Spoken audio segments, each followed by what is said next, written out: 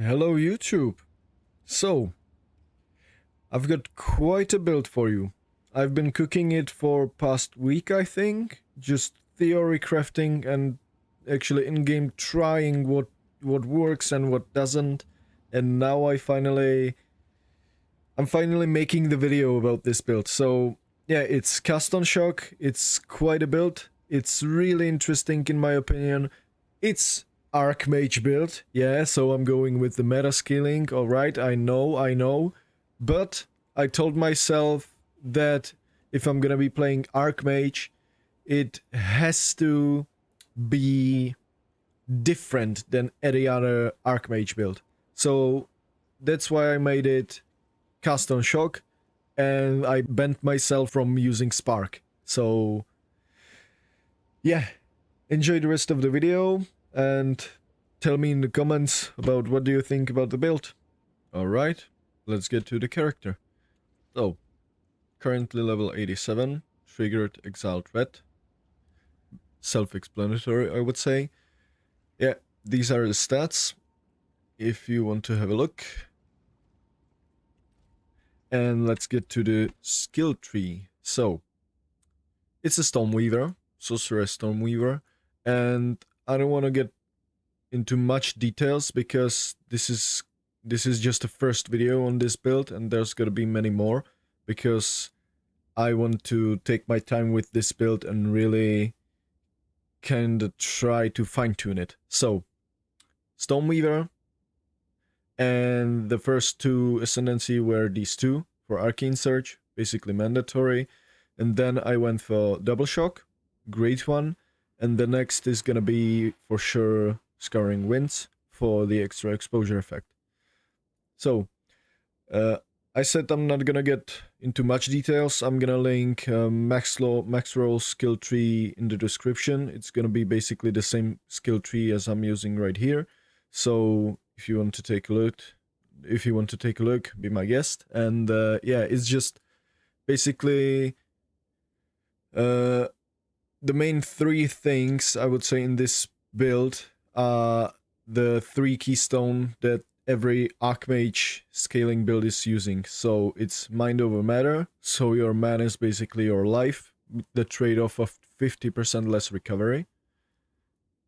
Then it's Eldritch Battery, and that makes it so all energy shield on your gear gets converted into mana. So this 359 energy shield gets converted into mana. And then Chaos Inoculation, that makes it basically your maximum life is 0, but you're immune to chaos damage. But that's the synergy with these two, because you first take damage into your mana before life. So you can take these two together, and then you have 1 life, but your mana is your basically life. Yeah. And the rest of the skill tree is just, yeah, basically energy gained, these clusters, and then it's chance to shock and maximum mana. That's basically it. And then you want to take notes basically for damage. Yeah, that's the whole skill tree, like this. Jewels ideally would be magnitude of shock, but I don't have any right now. As I said, the build is bit scuffed currently because I just blitzed through last 10 levels like it was nothing, so I didn't really have much time to figure out what jewels do I want, and I bought 3 of these jewels with the recover mana on kill, and they work really good. So I would recommend, I think I didn't do any calculations or don't know how it feels with just one, but I think just one should be enough, maybe 2, because yeah, maybe 2 when you think about it, since this is 2% recover mana on kill, that's gonna be cut in half thanks to Mind over Matter, because it's less mana recovery rate, and mana recovery rate isn't just regen, it should be basically every way you get mana, it's 50% less. So it should cut these jewels in half. That makes it 1%. So Maybe 2 of them are enough. Don't know yet, and didn't try it yet. So, yep, that's it. And on the weapon swap, I'm using the curse notes. So, for the items, quickly show you my items. Wand, focus, helmet, body armor, gloves, boots, belt, and rings, and the amulet. Basically, every piece of gear you want to get mana and as much energy shield as you can, and balance it with resistances. That's basically the whole gear. And couple rolls on cast speed are nice, but you don't need that much. And yeah, resistances are the priority. Then you need to get mana and energy shield, and ideally intelligence. Everything basically that scales your mana is good, and it's the second priority after resistances. And on a weapon swap, it's just, yeah, this is really bad item, I know. I just have it for the Sigil of Power, because the Sigil of Power gives you more spell damage per every stage. And yeah, this was just something I didn't even buy this one. I just found it on the ground, and I've been wearing it since then. So yeah, this is the offhand weapon. I'm gonna switch this one for something better, like more quality of life. Let's say cast speed, maximum mana, and I don't know, level of lightning skills, but higher levels, because you're using this offhand basically just for applying your curse. Yeah, so that was the gear. Yeah, one more thing, really important. You need to absolutely get stun immunity charm and freeze immunity charm, because otherwise you're gonna get frozen and you're gonna get stunned non-stop all of the time. You really need these two. It's a bit unfortunate, but I have not yet found a way how to get more stun, basically stun threshold, or how to get freeze immune, because I'm not using this energy shield amulet. You can also use this one, but I opted for more maximum mana and more damage. So it's more up to you. You can use this one, but I figured that during mapping I don't really have any energy shield at all, because I'm constantly getting hit usually. And yeah, that really misses the point, this amulet, for me. I know that a lot of people's using this, but yeah, it didn't feel really that great for me. And if you don't use this one, you actually get a lot more points on the skill tree, because you don't need to scale any increased energy shield. Yeah, so that's the gear. And also the main damage here is the triggering. I was also tinkering with this weapon, and I was playing with it up until level 78, until I did get this wand. This weapon feels great if you're starting out, but in the end, all it really gives you is 4 level 2 elemental skills, and the refund half the cost of trigger skills. And that, when I get into the numbers of cast on shock, that can be really good, but I don't think it's worth the trade-off of the mana and damage that your focus and wand can give you. So I thought I'm gonna be playing with this weapon all the way through the character, but I quickly realized it's not happening. Alright, now, for the gems, I'm gonna start with the most important 2 things. This build is scaling off of Archmage. Yeah, so it's scaling off of Archmage, so Archmage is the first priority, and you can maybe level your early map levels just with Archmage, not using cast on shock, because Archmage already costs 100 spirit. That means you need to get 60 spirit for your cast on shock on your gear, and I currently have it on my body armor. But it's not your classic Archmage build. as I said. Yeah, I was basically really tired of those classic Spark Archmage build you see all over the YouTube, so I wanted to make my own version. And yeah, it's scaling the damage off of Archmage, but it doesn't have anything with Spark.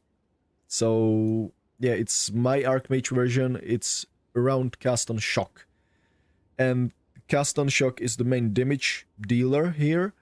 And now I'll quickly try to explain how it works. So basically, every time you shock an enemy, you gain energy, and the energy gets stored, and when you reach your maximum energy, you release, you trigger the skills you have it linked with. So you've got Cast on Shock, and I have it linked with Arc. So when I get the energy needed for casting Arc, I'm gonna automatically trigger Arc. It doesn't have any cast modifiers, I mean cast speed modifiers, so you don't need to worry about getting more and more cast speed. It triggers, it's instant. But how this actually works. So first I'll explain the energy you need for the skills. The energy you need, it's the last sentence here, has 10 maximum energy per 0.1 seconds of base cast time of socketed skills.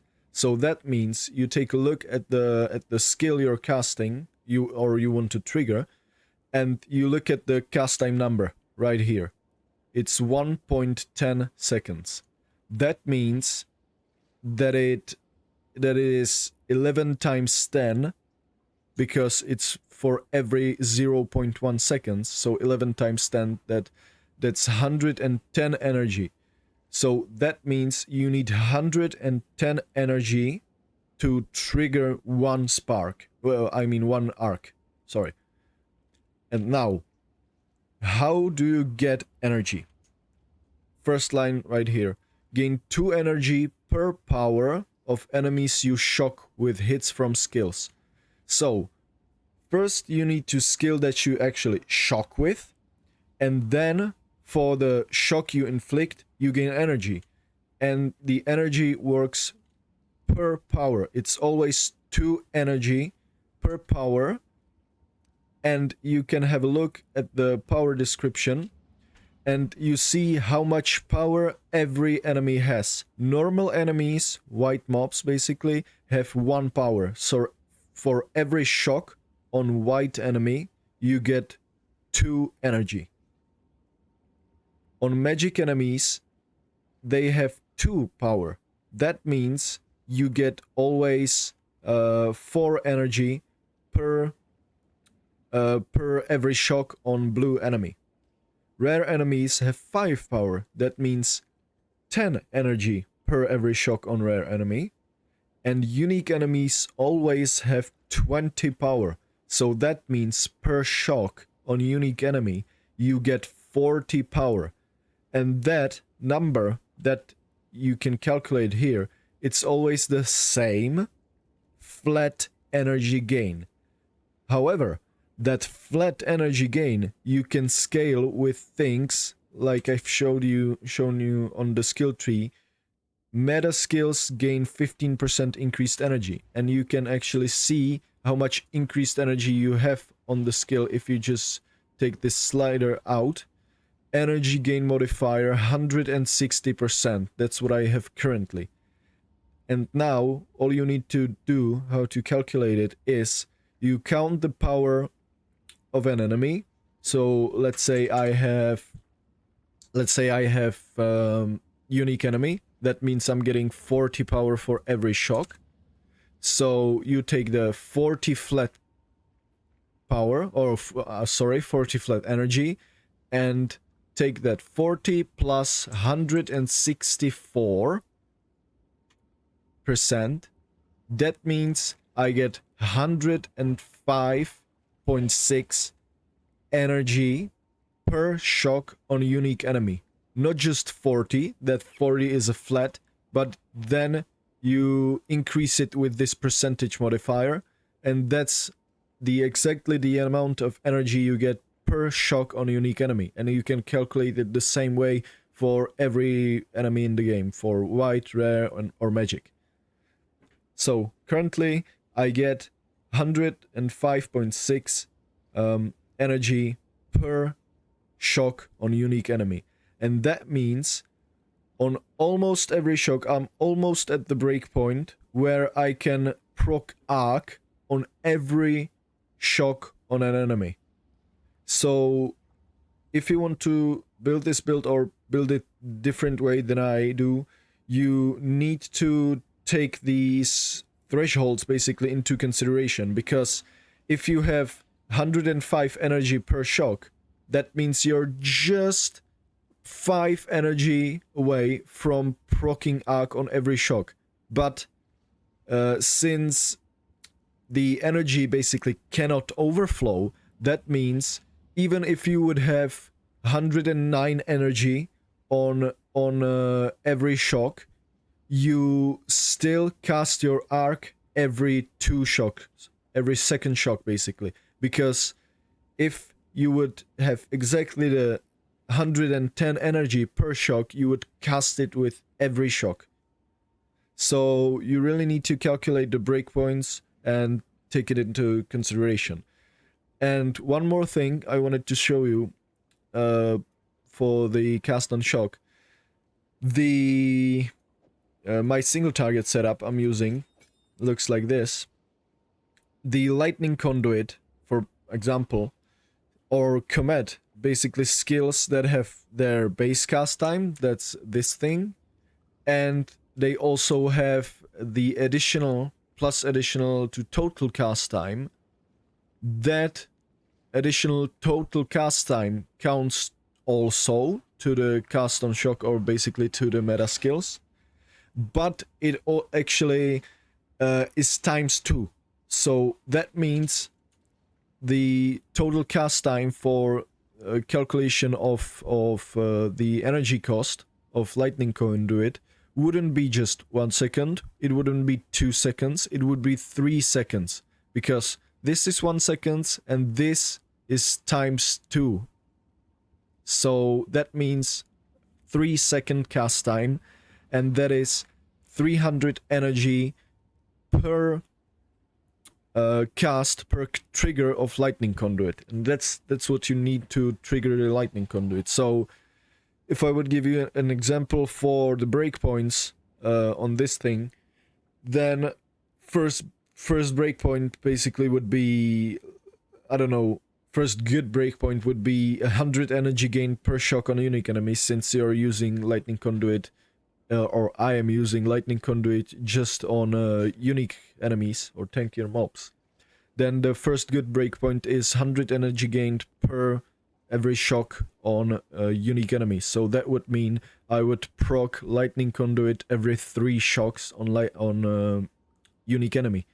And the next one would obviously be 150, because then 300 divided by 150 is 2, so I would get lightning conduit proc every 2 shocks on a unique enemy, and this continues, yeah, basically to the higher numbers.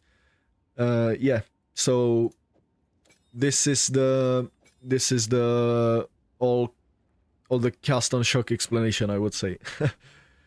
Yeah, for the rest of the gems, it's just whatever I did put in. Sigil of Power, as I said, for more spell damage, cast with Persistence, Magnified Effect, and Arcane Tempo.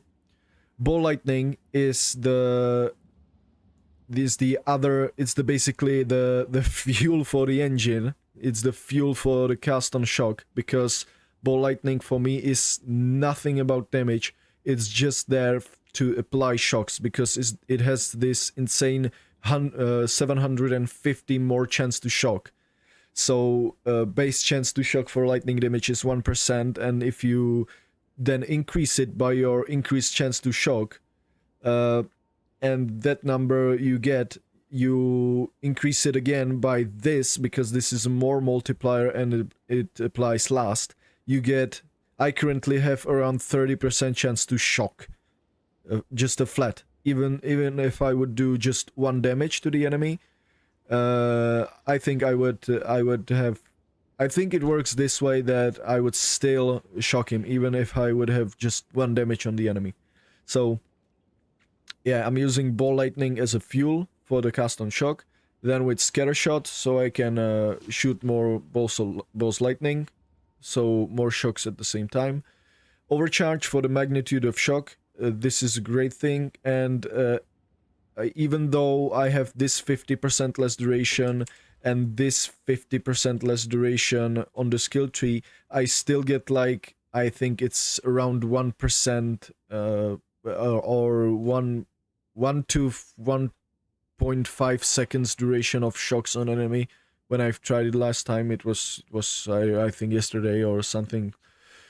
Yeah, my shocks still last like 1.5 seconds, and I have just these increased duration, and I think on some of my jewels I have increased duration of shock. Yeah, right there. So you probably, all you need is just to get a bit increased shock duration or ailment duration, and you're fine. Even if you essentially have 100% less shock duration. So next, lightning exposure, no brainer, because I'm shocking with this skill all the time, so why not also use lightning exposure? And this is the game changer that I found out quite late into the build. Yeah, I should have thought about this one earlier, but yeah, this is what makes the clear really good, because for every shock you inflict with this spread, you also gain energy. Yep, it works that way. You also gain energy for every shock you inflict with this spreading. So that's what makes the clear basically clear. You get a lot of energy even on white monsters. As you could see in the showcase, I was casting, for example, a lot of comets even while killing trash monsters. Yeah, so that's ball lightning, the fuel for this engine. Then also I'm using Arc with Unleash, Control Destruction, Inspiration. This is just a placeholder because I wanted to link it with my custom shock, but I have to wait when I actually get a 6 link. And yeah, so Inspiration and Lightning Mastery, and as you could have seen, I'm just swapping these. Now, for the interesting ones. I don't use any damage link in my cast on shock. So, it's cast on shock, Arc, and now the interesting part, it's Electrocute. Because in this build I really... well, basically I played 3 builds so far in PoE 2. And all of them had some insane crowd control. First was Warrior with heavy stunning all the enemies all of the time. Second was the Blood Mage, whatever it's called, with freezing all of the time. Then I played Monk that was freezing even more. And yeah, now when all I have is just shock, maybe stun sometimes. Yeah, probably not even stun. I really did find out that it can be quite dangerous if some mobs for some reason just lives or spawns right on top of you and it doesn't get stunned or killed immediately. It's actually quite dangerous. So I figured out, since the skills linked with cast on shock cannot shock, because it would create this infinite loop of damage, and I've tried it for a couple of hours. I was actually in act, I think 3, yeah, in whatever act, and I was just sitting here and trying to find out if I can shock with the skills linked with cast on shock, but you cannot shock. However, you can still electrocute with these skills if you link them with electrocute support. Since they cannot shock, the downside is meaningless in here, but they can still contribute to electrocution build-up, and you have to believe me on this one, I've tried it. You can electrocute enemies with this quite easily. So, electrocution, I recommend it quite a lot. Then, Impetus, just for the energy gained. Maybe when I get some really good jewels with energy gained, I can actually swap this one for first damage link in the build, in the trigger. And yeah, chain is here just for the arc when I don't have the single target set up. And the interesting thing about chain and arc interaction is that chain for arc is actually more damage multiplier, because yeah, first of all, you get the 50% less damage with hits, and it shows on the tooltip. What is the number? 11k. When I take it out, it's 22k. But it doesn't take into consideration the fact that you have built-in chains in Arc. Arc has how many? It's 5 built-in chains at my level. Maybe it scales higher. But chain actually double dips for Arc, because it gives it +1 flat chains. That makes it 6. That makes it have 6 chains. But it also has this modifier that supported skills chain 100% more times. That means it takes the flat amount of chains on the skill and then multiplies it. So instead of 6 chains, you get 12 chains on Arc. As you can see, I've got 12 chains on Arc. And Arc has this sentence, 15% more damage for each remaining chain. So for the first mob you hit, it's how much actually? To 180% more damage built in just in Arc with the chain support to the first enemy hit with the Arc. And yes, of course you lessen this down to 130% because you get the initial 50% less damage with hits. But it's still whopping 130% more damage just for the clear skill, basically. And yeah, one more thing that is interesting are these three nodes. That basically gives it 100% chance to chain an additional time. So instead of, it doesn't really show in here, but I don't actually have 12 chains, but I've got 14 chains. So that's even more damage, but it doesn't show in the tooltip right here. Yeah, and as I said, for the single target setup, I just have Lightning Conduit, I swap it with Arc, and then I swap chain support with Lightning Mastery. This is probably not the best setup, maybe something like, what was it, considered casting, I think. The less cast speed and more damage would be better, but yeah, whatever. At the moment, I don't care about this that much because, yeah, reasons. So this is a single target setup again. And now, yeah, I'm using the tech with the blink because you can actually assign, for example, cast on shock just for weapon sets. So you can basically, and you can do the same with Archmage. So the thing you can do is you can manually weapon swap, and then you've got your blink equipped instead of cast on shock, as you can see. When I swap into my main, I've got cast on shock, and I swap into the weapon set 2, I've got blink. And yeah, don't worry, this swapping doesn't reset your cast on shock stacks. If I would have, for example, 10 stacks, 10%, and I switched back, I would still have 10%. So that is completely fine. And I'm using it just usually to get out of bad situation, because blink is so goddamn good. Look at it. You just basically instantly blink for really insane long distance. I need more time. Alright, so that was the blink.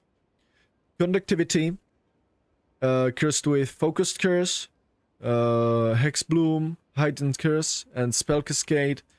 And the funny thing about curses, I didn't know about that, but if you reduce the delay of curses to 0, the curse just disappears. As you can see, I'm currently casting my conductivity, but it doesn't appear. But it still works. It's just bugged because the area of effect just disappears, but it's still there. It's just you cannot see it. And let me quickly show you. If I take this, reduce delay support out, you can actually see the area of effect. And now if I put it back in, it's instant, but you cannot see it. So that is a quite funny thing. And yeah, this support, I love this really a lot, especially for breaches, because you curse one monster and as soon as that monster dies, you basically spread the curse for the whole side of the breach. So yeah, this one is quite good. Then Orb of Storms, yeah, I'm barely using it. I just linked it with Natural Overload just a moment ago, because I realized that I could also do it for bosses to get faster electrocute. Then Expanse, and then Font of Mana, just to get a bit of mana regen. Yeah, and then I recently added also Lightning Warp with Soul Drain, just so I don't have to do, basically, if I want to get out of a sticky situation, I don't have to first weapon swap and then cast a blink. I can also use just cast Ball Lightning and then just Lightning Warp on the Ball Lightning and teleport. Yep. This was exhausting. And it's taking too long. So, yeah, these are the skill gems. Anything else I wanted to tell you?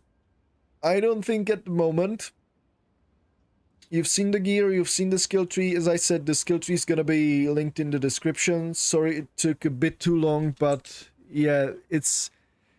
The cast on shock is quite complicated, but as you can see in the gameplay, it works really well.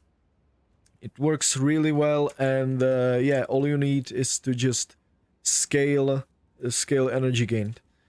And yeah, this, I wanted to talk about a bit more about this, because you can use this, and essentially what this gives you is when you trigger the spell you've got linked with your cast on shock, it's gonna refund 50% of the cost. So this, after the first trigger, is not gonna go, basically never is gonna go under 50%. It just cannot. So that would mean if you've got 50% of the energy at all times, that means you just need to generate half the energy to trigger a skill. So for example, I wouldn't have to generate 110. I would need to generate half of that, which is what? 55. Yeah, so that's the weapon. And for the beginning, if you want to play this as soon as humanly possible, you can use this one, I suppose, but I don't really recommend it. It also has this dexterity requirement, and it didn't really feels nice. You can link it with the soul cores that transfer part of the requirement to intelligence, but yeah, as soon as you can, do the switch. Get as much chance to shock as you can and do the switch. And if you're gonna play it, you're gonna be quite surprised if you switch from this weapon to want and focus with some good amount of chance to shock and cast speed. You'd be quite surprised. Yeah, that's it for the build. I will surely do update video, and yeah, if you want to talk about the build, or if you want to see me play the build, hop on the Twitch. I'm streaming there, and yeah, you can ask questions about basically any of my builds, or we can just talk about the game, whatever. And yeah, I think I should start to say the thing. Be sure to like and subscribe if you like the video, or whatever people say. I should get a slogan, so do that if you want. For now, thank you very much for watching. Bye bye, Exile.